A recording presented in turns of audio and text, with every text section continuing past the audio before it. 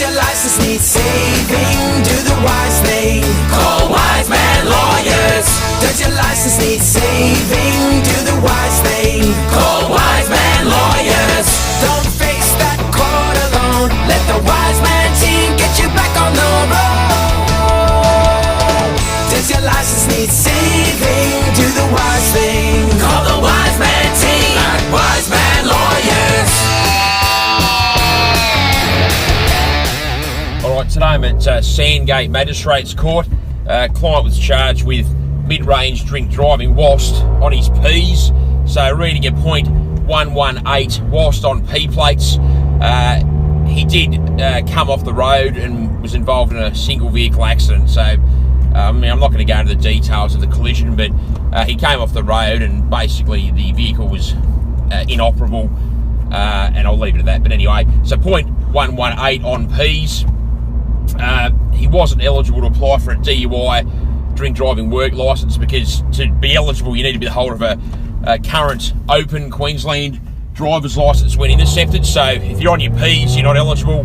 If you hold an interstate licence, you're not eligible, and if you hold an international licence, you're not eligible. So as I said, he didn't have an open Queensland driver's licence, so he was not eligible to apply for a DUI drink driving work licence. So my job was one of getting the disqualification down as low as possible, as opposed to, as I said, getting any kind of work licence. Worst case scenario for mid-range is a 12-month loss of licence. Mandatory minimum for low or mid when you're on your P's is 3 months, and if you're on your opens and it's mid, it's 3 months anyway. If it's low range you're on your P's, it's 3 months again, as opposed to 1 month for opens. But so he faced a worst case disqualification of 12 months, mandatory minimum 3 months. As a part of preparing, I got him to do the reformatory course that I get all of my clients to do. I did up an affidavit speaking about what he learnt.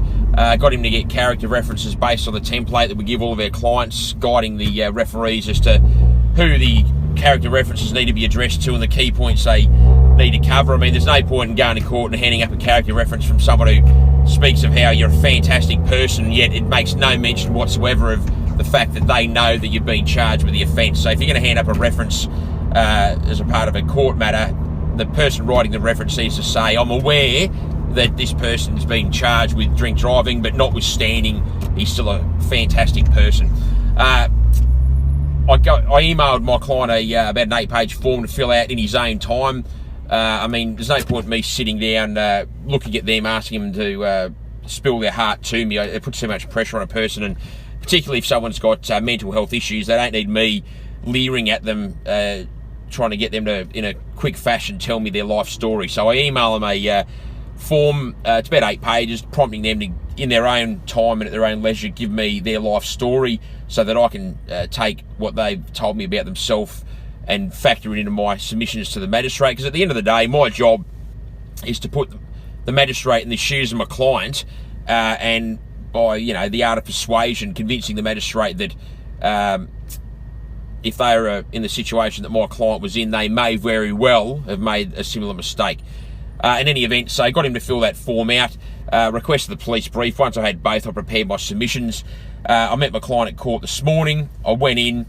So my goals were twofold: to get the disqualification down as low as possible, and also, given he's a young person, newly entered in the workforce, and he had sort of aspirations that I'm not going to cover now, which may have been impacted with the recording of conviction. He had concerns about that, and so the second element of my goal was to try to persuade the magistrate not to record a conviction. So again, try to get the disqualification down as low as possible and getting back on the road ASAP, and try to get no conviction recorded, given the issues that I've just alluded to, but I'm not going to elaborate further on.